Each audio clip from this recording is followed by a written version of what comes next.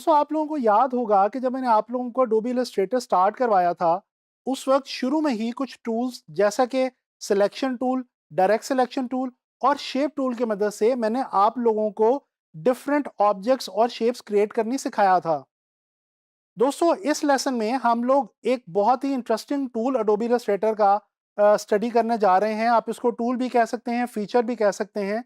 इसका नाम है पाथ फाइंडर।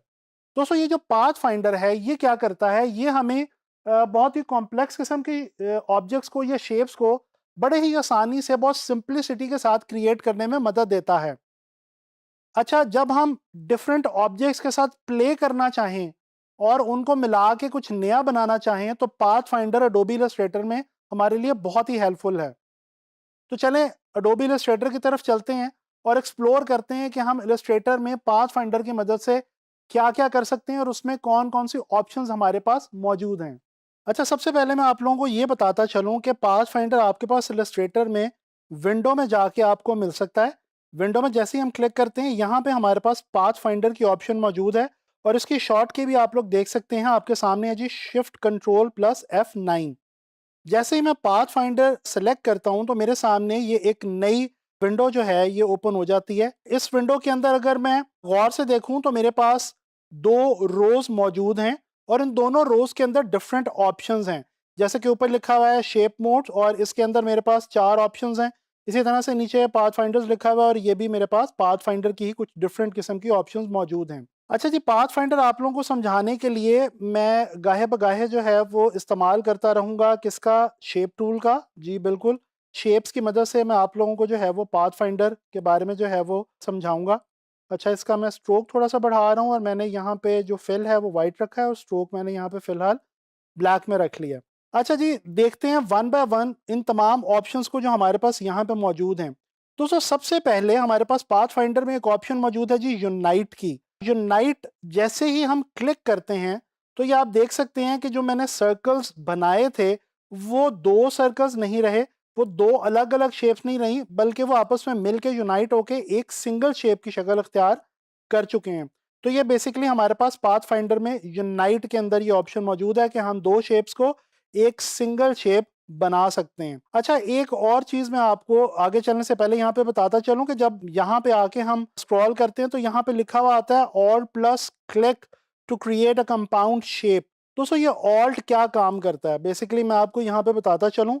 अच्छा, ये भी ज़हन में रखिएगा कि हम जब भी पाथ फाइंडर के मदद से कोई भी शेप्स को प्ले करेंगे, उनके साथ कोई भी हम चेंज उनमें लेके आएँगे तो सबसे पहले हमें उनको सेलेक्ट करना होगा और ना सिर्फ सेलेक्ट करना होगा बल्कि हमें इनमें से अक्सर ऑप्शंस के अंदर ये भी ध्यान रखना होगा कि ऊपर कौन-सी ऑप्शन मौजूद है और नीचे कौन-सी, यानी कौन-सी ऑब्जेक्ट ऊपर है और कौन-सी ऑब्जेक्ट जो है वो बैक पे है। अच्छा जी, मैं इनको दोनों को सेलेक्ट करता हूँ, यहाँ से आके मैं यूनाइट करता हूँ, लेकिन इस बार मैं ऑल्ट का बटन साथ होल्ड करके रखता हूँ। अब देखें फ़र्क क्या आया है कि हो इस बार भी दोनों गई हैं, हमारी जो शेप्स हैं वो यूनाइट हो गई हैं। लेकिन पिछली बार ये बिल्कुल शेप्स हमारी गायब हो गई थी। लेकिन जब हम यूनाइट की मदद से कोई भी अमल यहाँ पे इनमें से कोई भी फीचर हम अप्लाई करेंगे तो उसकी मदद से ये होगा कि उसकी शेप तो चेंज हो जाएगी। अब ये देखें ओवरऑल ये 2 शेप्स एक शेप बन चुकी हैं। लेकिन अगर मैं अंदर आके स्क्रॉल करूँ तो मुझे वो इंडिपेंडेंटली वो शेप भी नज़र आ रही है जो कि पहले मेरे पास अलग-अलग मौजूद थी। अगर मैं डायरेक्ट सिलेक्शन टूल से आके इसको सिलेक्ट करूँ और सिलेक्शन टूल की मदद से इसको बड़ा करूँ तो ये देखें, मैं इस शेप को इस तरह से जो है वो ऑल्टर कर सकता हूँ, चेंज कर सकता हूँ। तो यहाँ तक आपको समझ आ गया होगा। चलिए मैं कुछ बनाने की कोशिश करता हूँ इसकी मदद से। मैं क्या करता हूँ, मैं इलिप्स टूल को लेता हूँ और इलिप्स की मदद से मैं कुछ सर्कल्स जो हैं वो अपने पास यहाँ पे डिफरेंट सर्कल्स जो हैं वो यहाँ पे मैं ले लेता हूँ। ये मैं क्या कर रहा हूँ, मैं ऑल्ट की मदद से जनाब अली डुप्लीकेट कर रहा हूँ, कॉपी ले रहा हूँ इस शेप की, ठीक है। अच्छा, अब इनमें से मैं कुछ शेप्स को थोड़ा सा बड़ा कर देता हूँ, कुछ को मैं थोड़ा सा छोटा कर देता हूँ। ये देखें जी, ये मैंने एक शेप बना ली है। अब मैं क्या करता हूँ कि मैं यहाँ पे आके ऑल्ट क्लिक करके ये यूनाइट करता हूँ तो ये देखें, थोड़ा सा अगर इसको मैं ऊपर की तरफ करूँ तो ये देखें, ये तकरीबन एक जो वो क्लाउड्स की एक शेप जो है वो एक वेक्टर फॉर्म में हमारे पास यहाँ पे बन गई है। तो इस तरह से हम डिफरेंट शेप्स जो है वो क्रिएट कर सकते हैं यहाँ पे यूनाइट की ऑप्शन को लेके। अच्छा, इसके बाद दूसरी ऑप्शन है हमारे पास माइनस फ्रंट। अच्छा जी, ये माइनस फ्रंट वाली ऑप्शन क्या करती है, इसको बताने के लिए मैं आप लोगों को दोबारा एक मैं सर्कल ले रहा हूँ, लिप्स ले रहा हूँ और फिर उसको जो है वो मैं रिपीट कर रहा हूँ। अच्छा, अब यहाँ पे देखें ये कह रहा है जी माइनस फ्रंट। माइनस फ्रंट का दोस्तों मतलब ये है कि अगर मैं इन दोनों को क्लिक करता हूँ और यहाँ पे आके मैं माइनस फ्रंट करता हूँ, तो ये देखें जो फ्रंट के ऊपर यानी सामने की तरफ मेरा जो सर्कल था वो गायब हो चुका है। अब मैं अगर डायरेक्ट सिलेक्शन टूल से इसको सेलेक्ट करूं, इस एक को, ठीक है जी, और इसके बाद सिलेक्शन टूल लेके इसको मैं थोड़ा सा बड़ा कर देता हूं और ये देखें इसकी मैं शेप जो है वो अब चेंज कर सकता हूं। और ये आप देखें इस वक्त ये जो है हमारे सामने एक क्रेसेंट की शेप जो है वो बन गई है, जिस तरह चांद का जो क्रेसेंट का एक साइन होता है वो हमारे सामने इस वक्त बन गया है। तो ये देखें अगेन हमने बहुत ही सिंपल तरीके से एक इंटरेस्टिंग सी शेप जो है वो यहाँ पे हमने क्रिएट कर ली है। अच्छा जी, चलें आगे चलते हैं और कुछ और ऑप्शंस देखते हैं। अगेन मैं वही लिप्स उसको रिपीट कर रहा हूँ। यहाँ पे नेक्स्ट ऑप्शन है जनाबी अली हमारे पास इंटरसेक्ट की। ऑल्ट के साथ में इंटरसेक्ट करता हूँ, ठीक है, और जैसे ही मैं इंटरसेक्ट करता हूँ तो ये देखें हमारे सामने पत्ते की शक्ल बन गई है, ठीक है, लीफ की शक्ल बन गई है। और ये हुआ क्या है इंटरसेक्शन में, बेसिकली दोस्तों होता ही है कि हमारी जो शेप्स होती हैं उनमें जो एरिया आपस में एक दूसरे के ऊपर नीचे आ रहा होता है, यानी कि ओवरलैप कर रहा होता है, वो वाला एरिया रह जाता है और बाकी सारे का सारा एरिया जो है वो ड्रॉप आउट हो जाता है, वो हमारे ऑब्जेक्ट में नहीं रहता। अच्छा जी, इसी तरह से हमारे पास एक और ऑप्शन यहाँ पे ऊपर वाली ऑप्शंस में मौजूद है। इसको मैं उसी तरह से सेम प्रोसेस रिपीट किया मैंने। एक्सक्लूड, दोस्तों ये जो एक्सक्लूड की ऑप्शन है, बल्कि ये एक्सक्लूड की ऑप्शन आपको समझाने के लिए मैं यहाँ पे फिल में आके यहाँ पे ब्लैक फिल कर रहा हूँ और ये मैं किसी खास वजह से कर रहा हूँ, अभी आपको पता चल जाएगा। ये देखें जी, ये मैंने दोनों को ब्लैक कर दिया फिल, और अब मैं यहाँ पे आके एक्सक्लूड करता हूँ तो ये देखें हुआ क्या है कि ये बेसिकली इंटरसेक्शन में जो हुआ था उसके बिल्कुल उलट हुआ है। इंटरसेक्शन से बिल्कुल ये ऑपोजिट प्रोसेस है। यहाँ पे क्या हुआ है कि जो ओवरलैपिंग एरिया था वो माइनस हो गया और बाकी का जो एरिया हमारी दोनों शेप्स का मौजूद था वो अपनी जगह वैसे का वैसा मौजूद है। तो ये दोस्तों मैंने आपको 4 ऑप्शंस यहाँ पे जो है वो स्टडी करवाई हैं अभी पाथ फाइंडर के अंदर। अच्छा, नीचे कुछ और मजीद ऑप्शंस हमारे पास मौजूद हैं, जैसे कि यहाँ पे ऑप्शन एक मौजूद है हमारे पास जी डिवाइड की। तो चलें ये जो डिवाइड वाली ऑप्शन है इसको भी ज़रा देख लेते हैं कि ये हमारे लिए यहाँ पे क्या करता है। मैंने यहाँ पे आप लोगों के लिए कुछ ये शेप्स पहले से वैसे बना के भी रखी हुई हैं इन्हीं तमाम चीज़ों को लेके। और यहाँ पे अच्छा दोस्तों, अब मैं ये करता हूँ, मैं एक ओवल सा ड्रॉ करता हूँ।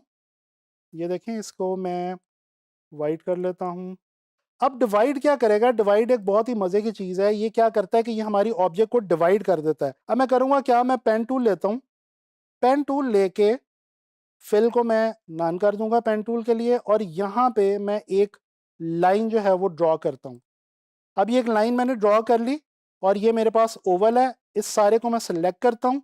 यहाँ पे आके मैं डिवाइड जो है वो प्रेस करता हूँ। अच्छा, अब इसके बाद यहाँ पे ये डिवीजन तो हो गई है, लेकिन डिवीजन देखने के लिए मुझे क्या करना पड़ेगा, कंट्रोल शिफ्ट जी, जो कि मैं आपको पहले भी इलस्ट्रेटर में कई बार बता चुका हूँ, अनग्रुप। जैसे ही हम अनग्रुप करेंगे तो ये देखें हमारा जो ओवल था, जो अंडा था, वो 2 हिस्सों में डिवाइड हो चुका है और जो लाइन हमने बीच में लगाई थी उसकी मदद से वो डिवीजन जो है वो बन चुकी है और वो हमारे सामने है। अच्छा जी, इससे नेक्स्ट हमारे पास ऑप्शन है ट्रिम की। ट्रिम के लिए मैं क्या करूँगा, मैं यहाँ पे कुछ थोड़े से आपके लिए कुछ जो सर्कल्स हैं वो रिपीट करूँगा और ये मैं वैसे ही रैंडमली कुछ सर्कल जो हैं वो यहाँ पे ऑल्ट की मदद से जो है वो डुप्लीकेट करता जा रहा हूँ। अच्छा, मैंने करना क्या है कि मैंने इनको कलर करना है, फिल करना है, तो मैं इनको वन बाय वन यहाँ से पिक करके मैं आई ड्रॉपर की मदद से इनका मैं जो है वो कलर चेंज करता जाता हूँ। मैं यहाँ पे इस वक्त जान के जो है इन तमाम सर्कल्स को डिफरेंट कलर दे रहा हूँ, ठीक है, थोड़ा सा हट के कलर दे रहा हूँ तमाम सर्कल्स को। वो मैं क्यों दे रहा हूँ वो भी अभी आपको क्लियर हो जाएगा कि मैं क्यों ऐसा कर रहा हूँ। अच्छा जी, ये देखिए मैंने कुछ सर्कल्स ओवरलैप किए हैं और इनको मैंने ये डिफरेंट कलर्स दे दिए हैं, बल्कि ये वाला कलर मैं मज़ीद थोड़ा सा डिफरेंस, ये देखें जी, ये सारे सर्कल्स के अंदर डिफरेंट कलर्स हो गए। अच्छा, अब यहाँ पे हमारे पास ऑप्शन है जी ट्रिम की। दोस्तों ट्रिम क्या करता है, मैं ऑल्ट करके ट्रिम करूंगा, उसके बाद कंट्रोल शिफ्ट जी करूंगा। अब दोस्तों ये देखें हमारे पास जो जो शेप जहां जहां पे जैसे जैसे ओवरलैप हो रही थी वो तमाम शेप्स वहीं वहीं उसी उसी तरह से ट्रिम हो गई हैं, कट गई हैं, तो ये काम है ट्रिमर का कि ये उन तमाम शेप्स को उस कॉम्पोजिशन के अकॉर्डिंगली, ओवरलैपिंग के अकॉर्डिंगली जो है ये क्या कर देता है, ये ट्रिम कर देता है, यानी कि काट देता है। तो ये है हमारा ट्रिम। अच्छा जी, आगे हमारे पास एक ऑप्शन है जी मर्ज की। ये मर्ज वाली ऑप्शन वैसे आमतौर पे ज़्यादा यूज़ नहीं की जाती, मैं तो खैर इनका इसका इतना ज़्यादा यूज़ नहीं करता। उसकी एक, लेकिन फिर भी आपको मैं बता देता हूँ, इसकी एक वजह ये है कि अगर तो इसमें सेम कलर होगा दोनों शेप्स में और हम आके मर्ज करेंगे तो ये बिल्कुल वैसे ही एक्ट करेगा जैसे यूनाइट की मदद से करता था, कि वो सेम रिजल्ट क्रिएट कर देगा यूनाइट वाला। अगर मैं इनमें से किसी एक सर्कल का कलर चेंज कर दूं, किसी एक ऑब्जेक्ट का बेसिकली कलर चेंज कर दूं, तो फिर अब आके अगर मैं मर्ज करता हूं तो ये जनाब अली क्या करेगा, ये वही काम करेगा जो कि ट्रिम कर रहा था। तो ये बेसिकली वही वाला यूनाइट वाला और ट्रिम वाला काम करता है। मर्ज जो है बेसिकली ये मर्ज कर देता है, आपस में मिक्स कर देता है, मिला देता है ऑब्जेक्ट्स को। अच्छा जी, इसके बाद हमारे पास यहाँ पे ऑप्शन मौजूद है क्रॉप की। क्रॉप भी करके देख लेते हैं। यहाँ पे जहन में रखें, रेड वाला सर्कल इस वक्त मेरा ऊपर है, ग्रीन वाला नीचे है। इन दोनों को मैं सिलेक्ट करता हूँ, यहाँ पे आके मैं क्रॉप करता हूँ, तो ये देखें जो नीचे वाला सर्कल था उसका कलर रह गया है और कहाँ पे आया है, सिर्फ जो ओवरलैपिंग एरिया था वहां पे आया है। और अगर मैं बाहर क्लिक करूं तो ये देखें अगेन वही लीफ बन गया मेरे पास, जिसमें से पहले मेरे पास एक टूल के अंदर जो है वो बना था। बेसिकली इसने इस वाली शेप को क्रॉप कर दिया है, दोनों शेप्स को क्रॉप कर दिया और जो इंटरसेक्टिंग एरिया था उसको रहने दिया है।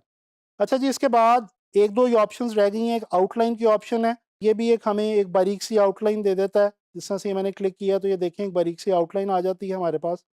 इसके बाद माइनस बैक है। अच्छा, जो माइनस बैक है ये इस माइनस फ्रंट का बिल्कुल ऑपोजिट है, यानी कि माइनस फ्रंट में फ्रंट माइनस होता था और इसमें बैक माइनस हो जाएगी। ये देखें, यानी कि जो बैक वाली ऑब्जेक्ट है वो हमारी माइनस हो गई है और जो फ्रंट वाली ऑब्जेक्ट है वो अपनी जगह पे मौजूद है। तो आप लोगों ने देखा कि हम लोग पाथ फाइंडर की मदद से किस तरह से डिफरेंट किस्म की ऑब्जेक्ट्स जो हैं वो क्रिएट कर सकते हैं, और हम लोगों ने डिफरेंट शेप्स क्रिएट की और ऑब्जेक्ट्स के साथ हमने प्ले किया। इसी तरह से आप लोग भी पाथ फाइंडर की मदद से डिफरेंट शेप्स क्रिएट कर सकते हैं।